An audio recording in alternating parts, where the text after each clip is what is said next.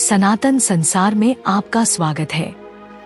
सनातन धर्म में कर्म और पुनर्जन्म की अवधारणाएं मूलभूत विचार हैं जो हमारे कार्यों और हमारे भविष्य के जीवन के बीच के संबंध को समझाने का प्रयास करते हैं। कर्म का सिद्धांत जन्म और पुनर्जन्म के चक्र से जटिल रूप से जुड़ा हुआ है, जिसे संसार के रूप में जाना जाता है। पिछले जन्मों के कर्मों द्वारा संचालित यह यात्रा हमारी वर्तमान परिस्थितियों और अनुभवों को प्रभावित करती है। हम इस बात पर गहराई से विचार करेंगे कि कर्म क्या है, पिछले जन्म हमारे वर्तमान जीवन को कैसे प्रभावित करते हैं और सनातन धर्म हमें मुक्ति या मोक्ष के लिए कर्म चक्रों को संबोधित करने के तरीके सिखाता है। क्या आप जानते हैं कि अल्फा टब नामक एक मंच और एक उत्पाद है जो आपके बच्चे को कम उम्र में ज्ञान और शब्दावली के बारे में बहुत कुछ सीखने में मदद करता है। अंत में एक आश्चर्य के लिए बने रहें। सनातन धर्म में कर्म को समझना। कर्म का अर्थ संस्कृत शब्द कर्म का अनुवाद कार्रवाई होता है। इसमें सभी जानबूझकर किए गए कार्य और उनके परिणाम शामिल हैं, जो भविष्य के अनुभवों को आकार देते हैं। कर्म के प्रकार भगवद गीता और उपनिषद जैसे ग्रंथों के अनुसार कर्म को विभिन्न प्रकारों में वर्गीकृत किया जाता है। संचित कर्म, पिछले जन्मों से संचित कर्म। प्रारब्ध कर्म, कर्म का वह भाग जो हमारे वर्तमान जीवन को आकार देता है। आगामी कर्म, वर्तमान कार्यों द्वारा निर्मित कर्म जो भविष्य में फल देगा। शास्त्रीय अंतर्दृष्टि, भगवद गीता में भगवान कृष्ण अर्जुन को मानव जीवन पर कर्म के प्रभाव के बारे में बताते हैं, इस बात पर जोर देते हुए कि जबकि कुछ कर्म इस जीवन प्रारब्ध में प्रकट होने के लिए नियत हैं, हमारे कार्यों द्वारा लगातार नए कर्म बनते रहते हैं जो हमारे भविष्य के जीवन को प्रभावित करते हैं। पुनर्जन्म का चक्र, संसार। संसार की प्रकृति संसार जन्म, मृत्यु और पुनर्जन्म का चक्र है जो कर्म द्वारा शासित होता है। प्रत्येक आत्मा कई जन्मों से गुजरती है, जो पिछले कर्मों द्वारा आकार लेती है और अधिक कर्म जमा करती है। इच्छा और आसक्ति की भूमिका। शास्त्र इस बात पर प्रकाश डालते हैं कि इच्छा और आसक्ति आत्मा को संसार से बांधती है, जबकि त्याग और ध्यान मुक्ति की ओर ले जाता है। उपनिषदों से उदाहरण। बृहदारण्यक उपनिषद में चर्चा की गई है कि कैसे अधूरी इच्छाएं आत्मा को संसार में वापस ले जाती हैं। जब तक कि इच्छाएं हल नहीं हो जाती या उनसे पार नहीं हो जाती, तब तक पुनर्जन्म लेती हैं। पिछले जन्म के कर्म वर्तमान जीवन को कैसे प्रभावित करते हैं। प्रारब्ध कर्म की व्याख्या। प्रारब्ध कर्म पिछले जन्मों के कर्म हैं, जिसके परिणामस्वरूप वर्तमान जीवन की परिस्थितियां बनती हैं। इसमें परिवार, स्वास्थ्य, प्रतिभाएं और चुनौतियां शामिल हैं। वास्तविक जीवन की उपमाएं। कर्म की तुलना अतीत में बोए गए बीजों से की जा सकती है। परिस्थितियों के आधार पर वे जीवन के विभिन्न बिंदुओं पर अंकुरित होते हैं, जो खुशियों या कठिनाइयों के रूप में सामने आते हैं। व्यक्तिगत विकास पर प्रभाव। दर्शन सिखाता है कि कर्म संबंधी चुनौतियां आध्यात्मिक विकास के अवसर हैं। विपत्ति का सामना समझदारी से करने से कर्म को भंग करने और व्यक्ति को अपनी आत्मा के उच्च उद्देश्य के साथ संरेखित करने में मदद मिल सकती है। कर्म संबंध और आत्मा संबंध। ऋणानुबंधन की अवधारणा।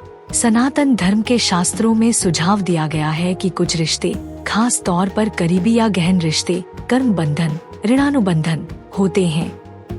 इसमें दोस्ती, दुश्मनी और पारिवारिक बंधन शामिल हैं, जो पिछले जन्म के संबंधों को सुलझाने के लिए बनाए गए हैं। कर्म और क्षमा। क्षमा और करुणा को कर्म बंधनों से मुक्ति पाने के साधन के रूप में महत्व दिया जाता है। दूसरों को क्षमा करके हम आक्रोश के कर्म चक्र से मुक्त हो जाते हैं। कर्म में स्वतंत्र इच्छा की भूमिका।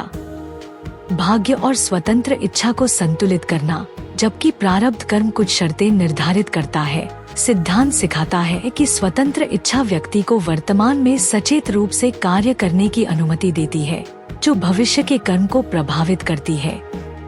भगवद गीता स्वतंत्र इच्छा का बुद्धिमानी से उपयोग करने, खुद को और दूसरों को लाभ पहुंचाने वाले धार्मिक कार्य करने को प्रोत्साहित करती है। धर्म का उदाहरण। धर्म या अपने धार्मिक कर्तव्य का पालन करने से सकारात्मक कर्म उत्पन्न करने में मदद मिलती है, जिससे जीवन की बेहतर दिशा बनती है। कर्म और पुनर्जन्म से मुक्ति, मोक्ष का मार्ग। कर्म से परे जाना, मोक्ष या मुक्ति तब प्राप्त होती है जब आत्मा सभी कर्मों और पुनर्जन्म के चक्र से मुक्त हो जाती है। भगवद गीता इसे दिव्य मिलन की स्थिति प्राप्त करने के रूप में वर्णित करती है, जहां आत्मा फिर से भौतिक दुनिया में वापस नहीं लौटती। मुक्ति के लिए अभ्यास। ज्ञान योग, ज्ञान का मार्ग, जहां स्वयं और वास्तविकता की प्रकृति का गहन ज्ञान कर्म को भंग कर देता है। भक्ति योग, अहंकार से परे जाने और कर्म संबंधी आसक्तियों को छोड़ने के साधन के रूप में ईश्वर के प्रति समर्पण। कर्म योग, परिणामों के प्रति आसक्ति के बिना निस्वार्थ भाव से अपने कर्तव्यों का पालन करना, जिससे कर्म निष्प्रभावी हो जाते हैं। कर्म को शुद्ध करने के लिए व्यावहारिक कदम। ध्यान और जानबूझकर किए गए कार्य। ध्यान का अभ्यास करने से व्यक्ति बिना नया कर्म किए कार्य कर सकता है। इसे कर्मफल त्याग या अपने कर्मों के फलों को समर्पित करना कहा जाता है। दैनिक आध्यात्मिक अभ्यास। ध्यान। उपनिषदों में ध्यान को मन को शुद्ध करने और इच्छाओं से अलग करने के तरीके के रूप में बताया गया है। जप और प्रार्थना।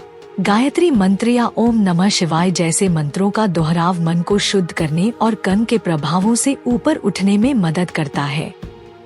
सेवा। ऐसा माना जाता है कि निस्वार्थ सेवा के कार्य करने से सकारात्मक ऊर्जा उत्पन्न होती है और करुणा पैदा होती है, जिससे पिछले कर्म शुद्ध होते हैं। सनातन धर्म ग्रंथों में कर्म और पुनर्जन्म के उदाहरण। राजा भरत की कहानी। श्रीमद्भागवतम से राजा भरत की कहानी बताती है कि आसक्ति किस तरह पुनर्जन्म की ओर ले जाती है। आध्यात्मिक खोज के लिए अपने राज्य का त्याग करने के बावजूद वह एक हिरण के प्रति आसक्ति विकसित करता है, जिसके परिणामस्वरूप हिरण के रूप में पुनर्जन्म होता है। यह कहानी केंद्रित वैराग्य के महत्व पर जोर देती है। महाभारत में अर्जुन की कर्म संबंधी भूमिका। महाभारत में एक योद्धा के रूप में अर्जुन के धर्म को कर्तव्य के माध्यम से प्रकट होने वाले कर्म के रूप में खोजा गया है। भगवान कृष्ण उसे आसक्ति के बिना कार्य करने का मार्गदर्शन करते हैं, यह सिखाते हुए कि किसी के धर्म के अनुरूप कार्य करने से बंधन के बजाय मुक्ति मिलती है। निष्कर्ष। कर्म और पुनर्जन्म के ज्ञान को अपनाना। उद्देश्यपूर्ण जीवन जीना। कर्म की शिक्षाओं को अपनाने से आत्म जागरूकता और सचेत जीवन जीने को बढ़ावा मिलता है, जिससे व्यक्ति अपने आध्यात्मिक मार्ग को सक्रिय रूप से आकार दे सकता है। आधुनिक जीवन में कर्म का प्रयोग, सजगता, करुणा और धार्मिक कार्यों को एकीकृत करके व्यक्ति अनावश्यक कर्म के बोझ से मुक्त होकर उद्देश्यपूर्ण जीवन जी सकता है।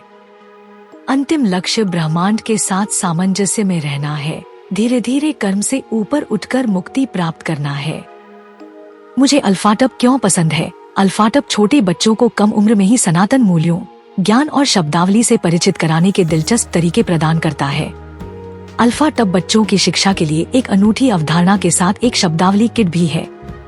यह स्कूलों में भी एक बेहतरीन किट के रूप में काम कर सकता है। माता पिता अल्फाटब मोबाइल ऐप का उपयोग करके बहुत सारे टब शीट और टब कार्ड बना सकते हैं और अल्फाटब का उपयोग करके मजेदार गेम के माध्यम से अपने बच्चों के साथ जुड़ सकते हैं। मैंने अल्फाटब ऐप का उपयोग किया है और वीडियो में दिखाए अनुसार टब कार्ड बनाए हैं। जब मैंने पहली बार अल्फाटब देखा तो मुझे पता था कि मेरे भतीजे और भतीजी इसे पसंद करेंगे। यह बच्चों के अनुकूल सामग्री से बना है, बहुत अच्छी गुणवत्ता वाला है, टूटने वाला नहीं है और लंबे समय तक चलेगा। मेरे प्रोमो कोड सनातन से 20% छूट प्राप्त करें, लिंक विवरण में है। यह हमारा सौभाग्य है कि हम अपने सनातन धर्म के ऐसे अद्भुत ज्ञान को फैलाने में सक्षम हैं। हम चाहते हैं कि आप अधिक से अधिक लोगों तक पहुंचने में आपकी मदद करें, ताकि वे हमारे धर्म के बारे में जान सकें। हमारा आपसे अनुरोध है कि हमारे वीडियो को अधिक से अधिक लोगों तक साझा करें। कृपया हमारे अन्य वीडियो देखें। सनातन इतिहास के अधिक वीडियो के लिए सनातन संसार आई की सदस्यता लें।